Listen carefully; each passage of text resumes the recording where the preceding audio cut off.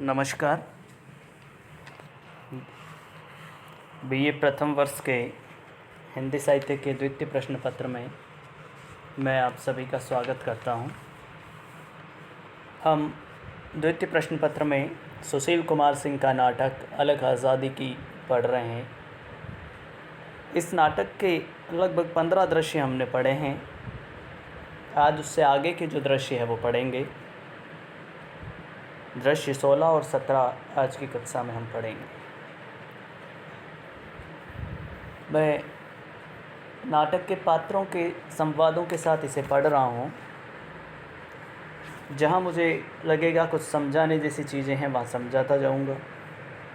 उसके बाद भी अगर कुछ चीज़ें आपको समझ में नहीं आए तो आप पुनः मुझसे संपर्क कर सकते हैं। दृश्य 16। 3 विभिन्न मंच स्थलों पर 3 अलग अलग समूह अपने अपने क्रियाकलापों के साथ एक स्थल पर अभिनय कार्य व्यापार होने पर अन्य स्थलों के समूह जड़वत एवं अंधकार। समूह 1 कुछ देशभक्त युवक 1 जो काम बुलेट नहीं कर सकती वह बुलेटिन करती है। बुलेटिन अखबार, खबर, समाचार। बुलेटिन समाचार। वो कहता है कि जो काम बुलेट नहीं करती वो बुलेटिन करती हैं, इसलिए हमें सशस्त्र क्रांति का विचार त्याग कर जन जागरण अभियान चलाना चाहिए। युवती 1 ठीक कहते हो दादा। 1857 का हाल तो मालूम ही है। किस बेरहमी से देशभक्त क्रांतिकारियों का दमन किया गया। हमारे बंगाल के किसानों ने भी सन 1860-62 में नील की खेती करने वाले अंग्रेज़ ज़मींदारों के अत्याचारों से तंग आकर हथियार उठाए थे, लेकिन क्या हाल हुआ उनका। कितनी अमानवीय यातनाएं दी गई उनको। कितनी नृशंसता से किसानों के विद्रोह को कुचला गया। युवक 1 हाँ, यदि जनता जागृत होती, समाज में चेतना होती, उनमें राष्ट्रीयता की भावना होती, तो क्या यह संभव था कि 9600 किलोमीटर दूर समुद्र पार से आए मुट्ठी भर अंग्रेज़ इतने बड़े मुल्क पर शासन कर पाते। युवक 2 प्लासी की लड़ाई जीतने के बाद लॉर्ड क्लाइव सिर्फ 200 गोरे और 500 हिंदुस्तानी सिपाहियों के साथ मुर्शिदाबाद आया था। बाद में उसने खुद इंग्लैंड की पार्लियामेंट में बयान दिया था कि नगर के लोग जो उस समय तमाशा देख रहे थे कई लाख तो अवश्य होंगे, और यदि वे चाहते हैं तो लकड़ियों और पत्थरों से ही मार मार कर हम यूरोपियों को वहीं ख़त्म कर सकते थे। युवती 2 ठीक ही तो कहा उसने। हम भारतीयों ने अपने स्वाभिमान को, अपनी आत्मा को किस हद तक कुचल जाने दिया है। युवक 1 ऐसे ही अवध के नवाब वाजिद अली शाह या फिर दिल्ली के बादशाह बहादुर शाह को गिरफ्तार करके जब ले जाया जा रहा था तो रास्तों में दोनों ओर लाखों की तादाद में लोग खड़े आंसू बहा रहे थे। यदि वे एकजुट होकर अंग्रेज़ों पर टूट पड़ते तो हिंदुस्तान का इतिहास कुछ और ही होता। युवक 1 कोई भी क्रांति तभी सफल होती है जब उसके पीछे जनता भी जागृत हो। जनता को जगाने के लिए समय और धैर्य चाहिए। फिर हमारे यहाँ अशिक्षा, भूख और गरीबी भी तो कितनी है।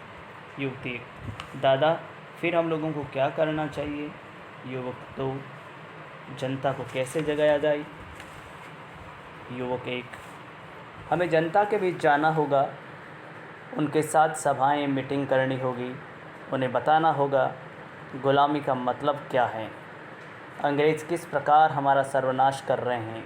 देश को आज़ाद कराने के लिए, गुलामी से मुक्ति पाने के लिए, अंग्रेज़ों को मार भगाने के लिए हमें एकजुट होना पड़ेगा। युवक 2 समाचार पत्र और पत्रिकाएं भी खूब निकालने होंगे ताकि जनता को देश दुनिया के बारे में पता चल सके। साथ ही हमारे उद्देश्य और गतिविधियों की जानकारी भी उन्हें मिल सके। हालांकि कलकत्ता का हिंदू पेट्रियाट और अमृत बाज़ार पत्रिका अच्छा काम कर रहे हैं।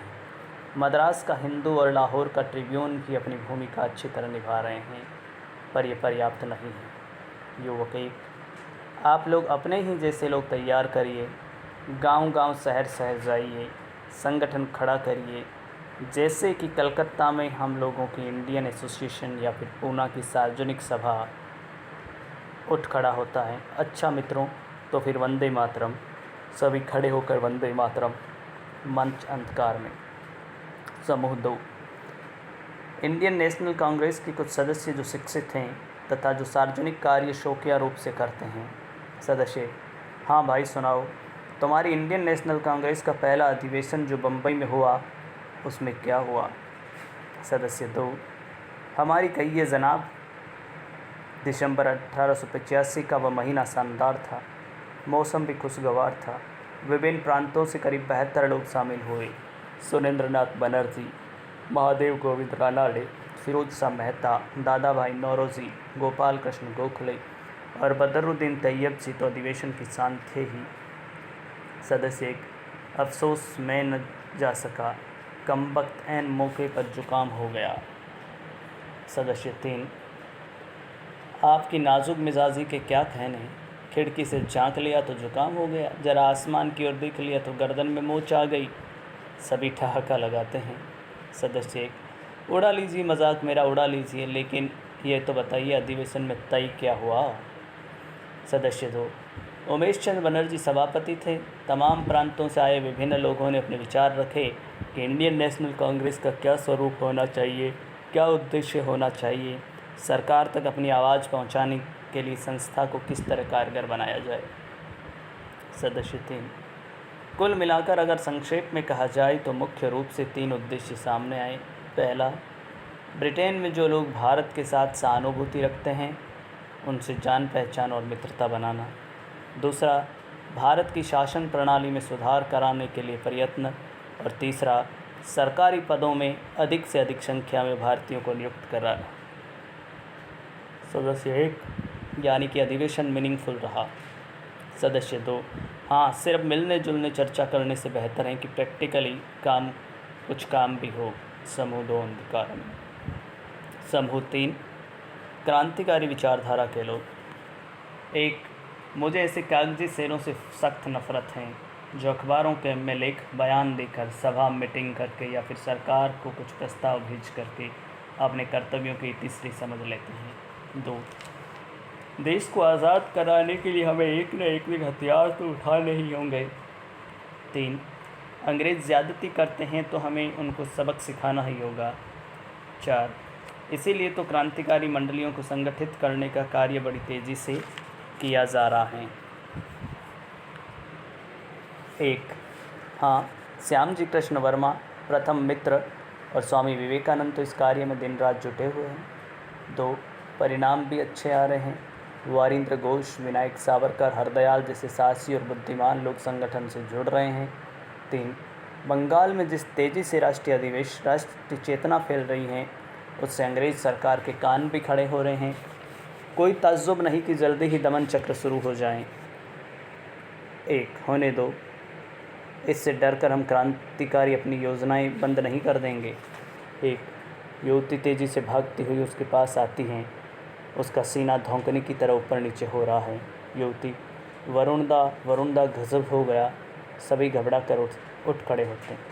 सभी, अरे क्या हुआ क्या हुआ क्या हुआ जो ना की।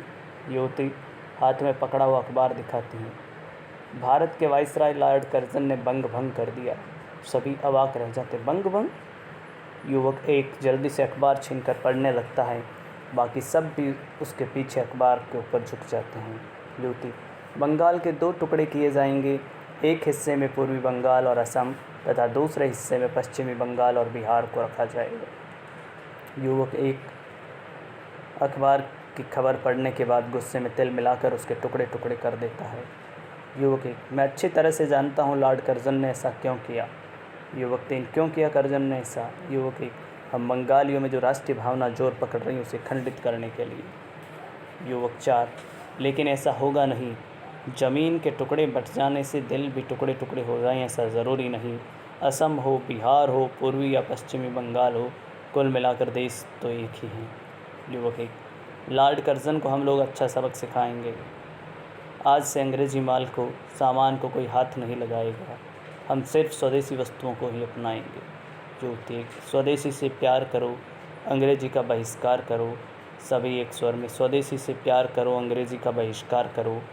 अन्य समूह भी विरोध में उठ खड़े होते हैं। मंच पर प्रकाश, अलग अलग समूह विभिन्न धाराओं की तरह जुलूस निकालते हुए एक साथ सम्मिलित होकर नारे लगाते हुए प्रेक्षागार में दर्शकों के बीच से गुजरते हैं। एक स्वदेशी, सभी अपनाना है। एक अंग्रेज़ी, सभी कहते हैं भगाना है।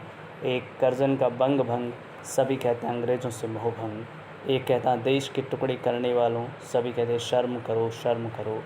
नारे लगाते हुए प्रेक्षागार से बाहर चले जाते हैं।